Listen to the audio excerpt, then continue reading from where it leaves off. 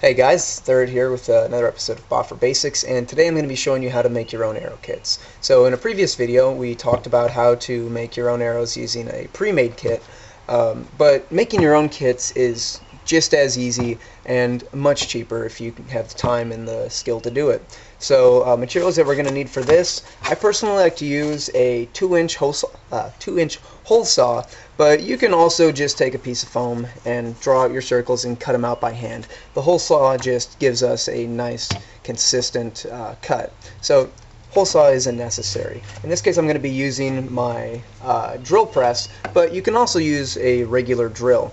But the drill press I get a perfect 90-degree every time. And you can even use the hole saw by hand and just twist it to cut out if you don't have a drill. But anyway, so to build our own cans we're going to first cut out 8 2-inch circles of foam. In this case I'm just going to be using some scrap blue foam that I've got lying about. So let's get started. I'm going to fast forward through this because I don't have good audio editing software and this is going to be particularly loud. Alright, so you may have noticed with the hole saw I did 2 cuts each at this. Any more than that and they get jammed up in there, so don't do that. Alright, so we've got our 6 pieces of foam that we need to make our can. So let's get started on how to use those. Alright, so now that we've got our 6 discs cut out, let's work on getting them turned into a can similar to the forged foam kit that we used in the last video. So we'll remember with the kit that we need a section for the penny blunt to recess into the foam. So a penny is about 3/4 of an inch. 1/2-inch PVC has a 3/4 inch outside diameter.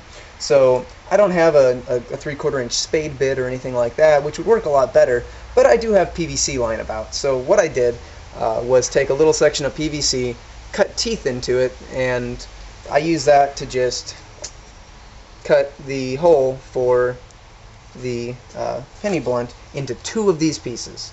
So I'm only going to do this to 2 pieces of this foam.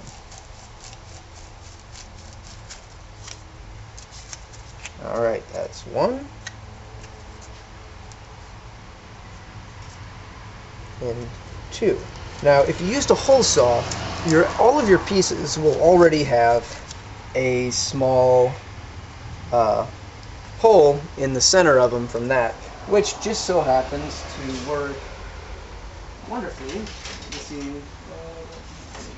There you go. For arrow shafts.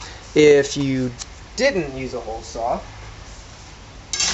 then just use a drill bit, or just use your arrow shaft or a section of kite spar, something small, and just punch a hole in the center of all of your pieces here.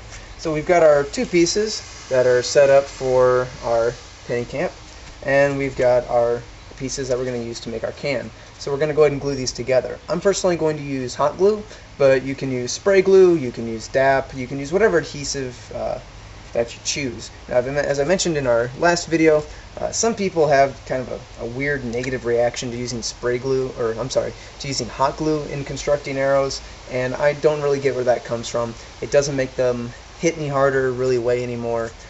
It's not dangerous to use at all. So let's go ahead and glue all of our discs together. We're going to glue these into 2 sections. Don't glue all these together. And we'll glue these into a section, and then we're going to glue 1 section of 2 with the section for that's cut out for our penny cap, and then we will glue those all together to make our can. So let's go ahead and do that.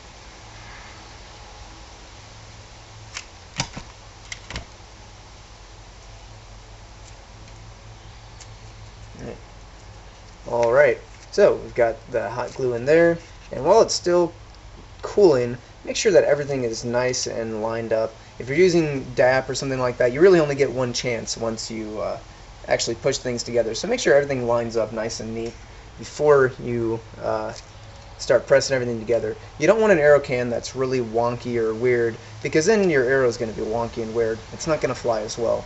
So we've got that, and a little bit of glue here. And we've got our cap. It doesn't matter that these have that little hole in the center there, even though they're going to be for the cap. It doesn't affect the hit of it at all. So now that's how you've made your own essentially arrow kit. You've got your 2 pieces of foam to go on the top, and you've got your can. So all you have to do is follow the directions in our arrow building video here, and you can use this to build your arrow just as if you'd bought a pre-made kit, but for a fraction of the cost. If you found this video helpful, please be sure to like and subscribe, and stay tuned for more content. Thanks for watching. Have a good one.